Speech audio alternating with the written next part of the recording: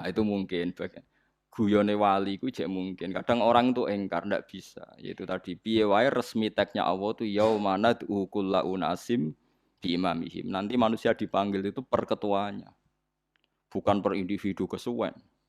Jadi ada teori itu yang mungkin benar. Ya, teori itu yang mungkin benar karena kita nanti di mahsyar juga dipanggil ketuanya dulu. Jadi ya ma'asyarus syafi'iyah, terus Imam Syafi'i disuruh maju ya ma'asyarul malikiyah. Karena ketua ini nanti yang menciptakan mazhab. Karena ada pepatah an-nasu ala dini mulukihim. Manusia itu ngikuti tradisi ketuanya. Mungkin coba orang Indonesia mbok bodoh, mbok ora, mbok pinter, mbok ora nggak Abu Bakar ya radhiyallahu anhu. Coba kalau tradisinya Syiah, mungkin Abu Bakar laknatullah alaih kan gitu. Ya kita tidak tahu, tahu-tahu begitu. Akhirnya kita ketiban apik karena menghormati apa? Sahabat. Artinya ketua itu penting, menciptakan suasana ketua itu penting. Coba kalau tanpa ketua, mungkin kita tidak punya tradisi. Makanya dipanggil itu ketuanya. Paham? Makanya sampean milih ketua itu yang benar. Setidaknya orang ikhlas. Misalnya rapati benar, penting ini ikhlas. Ngeri itu kalau pas sampean dipanggil nunjuk ketua itu. Kemudian ketua partai, wah panggil pangeran bingung sampean. Ketua sopo nyebut ketua partai.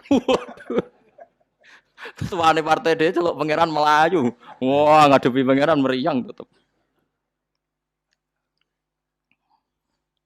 Paham gitu. Jadi nanti sampean itu ditanya itu lewat nopo? Lewat nopo? Ketua. Terus ketua nanti itu ngecek ada nur yang dipakai alamat dia ngikutin ndak. Nah, yang paling ngeri ya termasuk Rasulullah. Rasulullah itu nanti pakai standar itu. Inna umati yut'auna yaumal qiyamati hurran muhajjalin min atharil wudu. Itu kan ada tanya jawab sama sahabat. Kata Rasulullah, kamu tidak usah khawatir kalau saya meninggal. Meninggal saya itu baik. Hayati khairun lakum wa mamati khairun lakum. Saya hidup di antara kalian ya baik, setelah saya meninggal juga baik. Ya Nabi ya unik. Amma hayati fali asunna lakum as-sunan. Kalau saya masih hidup, berarti saya bisa meneladani kamu melakukan beberapa sunnah, beberapa tradisi. Sunnah itu tradisi. Jadi orang kudu artinya sunnah itu wajib atau sunat. Buktinya di Quran ada sunnatallahil latif sunnatullah fil ladzina khalau min qabl. Jadi sunnahnya, tradisinya Allah menghukumi orang-orang dulu. Itu bisa orang benar, bisa orang tidak apa? Benar.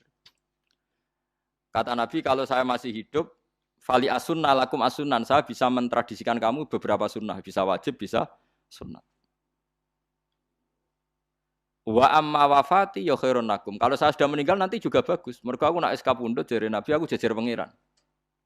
Jadi nak roh kowe apik, saya muji Allah, nak roh kowe elek langsung saya minta ampunan kepada Allah. Dan semua umatku nanti diampuni. Terus Nabi mulai menangis, tapi ada beberapa masalah. Ketika orang-orang itu ternyata umatku, mau saya ajak ke surga, kata Tuhan, kata Allah, innahum qad ahdatsu ba'dak. Mereka ini bikin aturan aneh-aneh setelah kamu Muhammad. Terus fa'aqulu suhqan ya sudah kalau gitu tak tinggal ke surga, tidak ikut masuk surga. Nah, kemudian ulama berdebat, ahdatsu itu apa? Ada yang itu bid'ah gitu. Macam-macam. Kalau ulama Sunni ahdatsu itu ya bid'ah ibadah mahdhah. Jadi misalnya orang melakukan sholat zuhur kok 6 rakaat itu kan wong nganggur papat ae kesel kok malah muni 6 itu. Utawa zuhur kok mau 3 rakaat itu kan ya itu bid'ah. Karena ibadah mahdhah. Tapi kalau masalah sosial itu fleksibel. Fleksibelnya adalah misalnya dulu Nabi naik unta, orang yang anti bid'ah juga naik Innova. Padahal dulu naik unta. Orang-orang yang poligami itu ya tidak nunggu istri pertama mati. Padahal dulu Nabi poligami setelah Sayyidah Khadijah meninggal. Ya mereka baik-baik saja. Alasannya poligami sunnah Rasul. Padahal nak detailnya sunnah Rasul poligami setelah istri pertama meninggal. Jadi kayak Rohin itu belum boleh. Istrinya kan masih hidup 2 dia. Tapi sudah.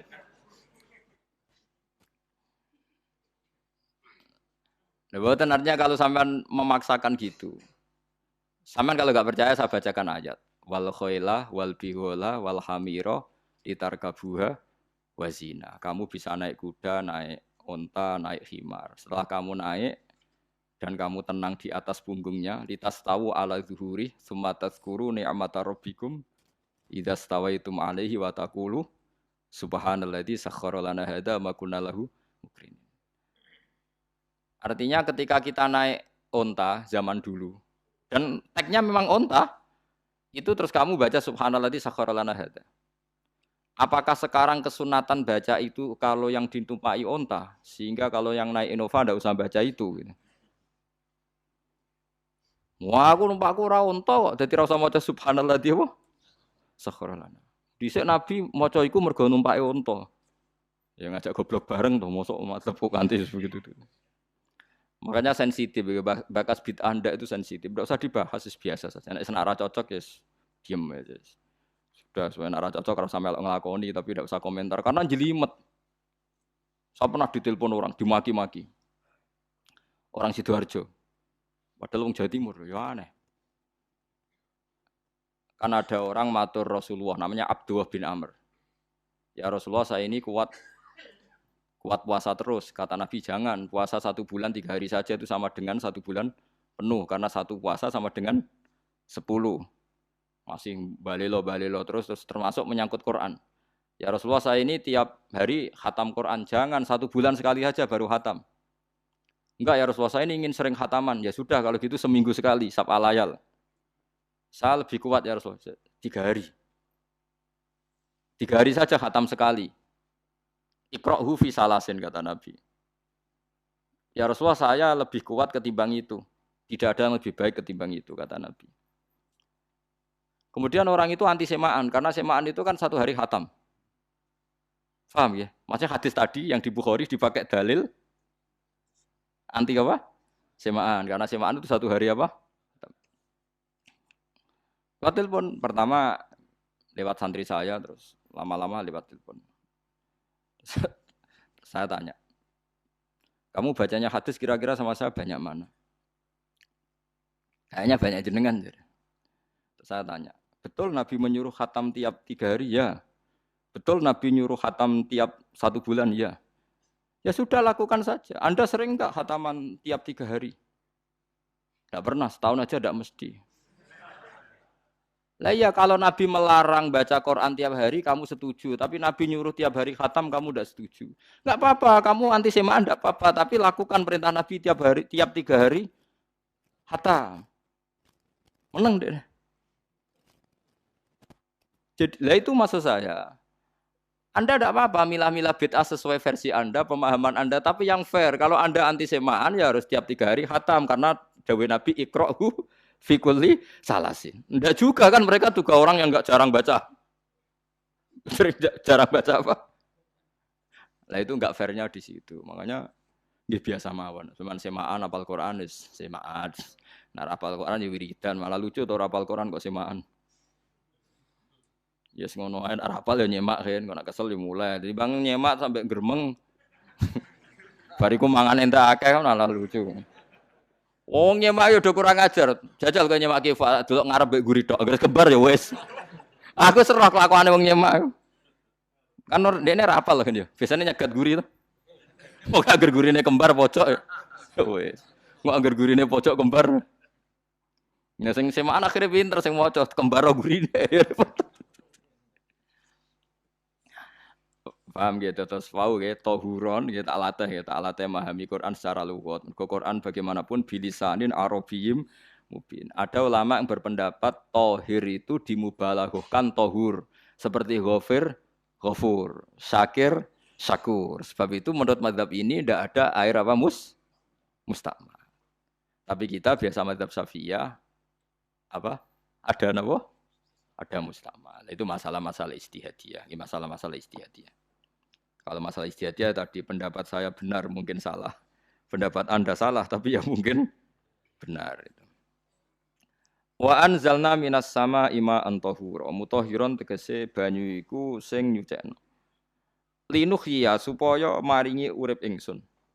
Bihi sebab anane banyu baldatan ing daerah maitan kang mati. Jadi istilah resmine pangeran yo aku nak nguripno bumi iku yo nganggo lantaran banyu. Jadi coba soal pangeran kok butuh lantaran. Waduh serepot. Wong Qur'ane pangeran dhewe ngistilahno aku nak nguripno bumi lewat lantaran banyu. Ya rasa mbok jero-jerokno. Pangeran kok butuh lantaran. Lah lantaran lah ya iso, tapi nek Allah nganggo lantaran ya oleh, ya aja terus Allah kok nganggo wasilah. Wah ya malah kacau. Ora usah ngono-ngono, ora usah mikir. Pokoke Qur'an diwaca ora usah dipikir, pun ngono. Iman wonten mawon kok repot. Iman kok napa? Kok repot. Linuh ya supaya ngurip-ngurip sapa ingsun bi sebab banyu. Baldatan ing negara atau daerah maitan kang mati. Jadi sampean jangan mengatakan kalau Allah untuk menghidupkan bumi butuh air ya keliru. Allah itu tidak butuh apa-apa. Allah itu tidak butuh apa. Tapi kalau Allah punya sunnah, punya adat menghidupkan bumi itu pakai air, ya Allah jangan kamu atur. Kira pangeran kok ngatur. Itu kan ada cerita di kitab-kitab itu termasuk di Ihya itu. Nabi Musa itu sok dekat Allah. Jadi enggak mau mimik obat. Membuktikan bahwa Allah itu tidak butuh wasilah. Akokir itu maknanya obat-obatan yang dari herbal itu bahasa Arabnya apa? Al-akokir. Dia setiap konsultasi sama dokter disuruh minum herbal itu. Enggak mau dia. Enggak, saya akan disembuhkan Allah langsung, enggak usah lewat obat apa herbal katanya. Tiap dokter ditanya jawabannya sama. Oh, dokter goblok. Kamu belum tahu ya kalau Allah itu tidak butuh wasilah. Malah marah-marah dia. Akhirnya dia konsultasi langsung ke Tuhan. Apa betul ya Allah saya butuh minum akokir? Terus, lah kata dokter gimana? Karena herbal itu fungsinya gini-gini. Sa Musa, sing gawe fungsi herbal ngono iku sapa? Nggih jenengan. Lah yo aku gawe fungsine ngono kowe ngombe kok ora gelem. Sing gawe iku ya aku. Jadi sing gawe bodrek ku nek kowe ngelu, bodrek mandi sing gawe ku ya pangeran, rumangsamu sapa? Sing gawe ruhin abar kelon lega ya pangeran. Mangsamu sapa? Omane bojone ayu kan. Ah, wis pangeran ora usah aku isin gengsi, ora usah ngono. Kalau muni elek dibanding bojone ning swarga, nek ning donya ya ayu, nguruhin ya diselera utarane.